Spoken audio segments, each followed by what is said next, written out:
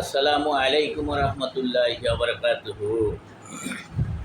আল্লাহ সূরা কাহাবের 17 নম্বর আয়াতে তার রাসূলকে বললেন, আপনি দেখতে পেতেন সূর্য উঠলে আসহাবে কাহাবের গুহার ডানে, আর অস্ত যখন যেত তখন তার বাম দিক দিয়ে যাচ্ছে।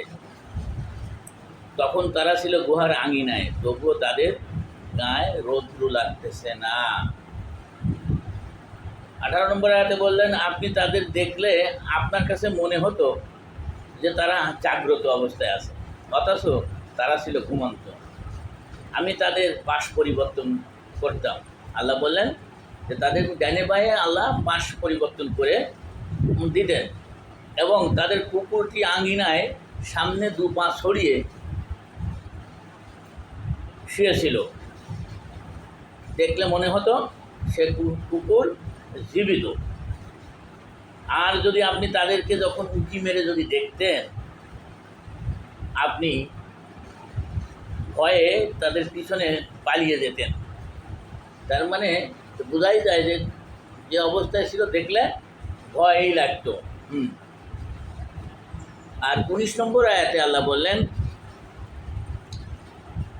হে রাসূল, তারপর আমি তাদেরকে জাগালাম। তাদেরকে আল্লাহ জাগিয়ে তুললেন। তাদের একজনে বলল, আমরা কতক্ষণ অবস্থান করলাম? অন্যজন বলল, আমরা একদিন কিংবা একদিনের কিছু কম অবস্থান করেছি। পরে তারা বলল, সে ব্যাপারে আমাদের রবই অধিক ভালো জানেন। তাই একজন এই রৌপ্য মুদ্র নিয়ে শহরে যাও, আর শহর থেকে কিছু হালাল খাবার নিয়ে আসো, আর অবশ্যই সাবধানে যাবে, কেউ যেন তাদের ব্যাপারে জানতে না পারে।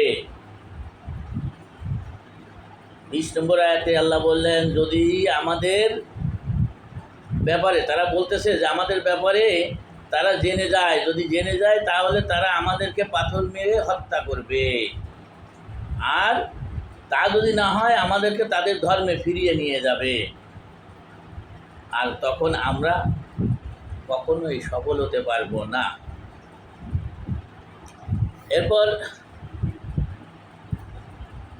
21 নম্বর আয়াতে আল্লাহ বললেন, হে রাসূল, এভাবে আমি তাদের ব্যাপারে লোকদের জানিয়ে দিলাম, যাতে তারা জানতে পারে যে নিশ্চয়ই আল্লাহর ওয়াদা সত্য এবং কিয়ামতের ব্যাপারে কোনো সন্দেহ নাই।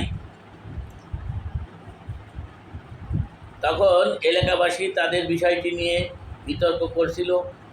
তখন এলাকাবাসী বলল, তাদের স্মৃতি হিসাবে তাদের উপরে একটি ভবন নির্মাণ করবে। তারা বলল, তাদের রবই এ ব্যাপারে অধিক ভালো জানেন। তখন তারা বলল, আমরা অবশ্যই তাদের উপর একটি মসজিদ নির্মাণ করে দিব। আশা করি বুঝতে পারতেছেন। এইটুকু বললাম, এর পরবর্তীতে আবার এর পরের আয়াত থেকে বর্ণনা করব। আপনারা শেয়ার করে দিন, মানুষ জানুক। আসসালামু আলাইকুম রহমতুল্লাহ।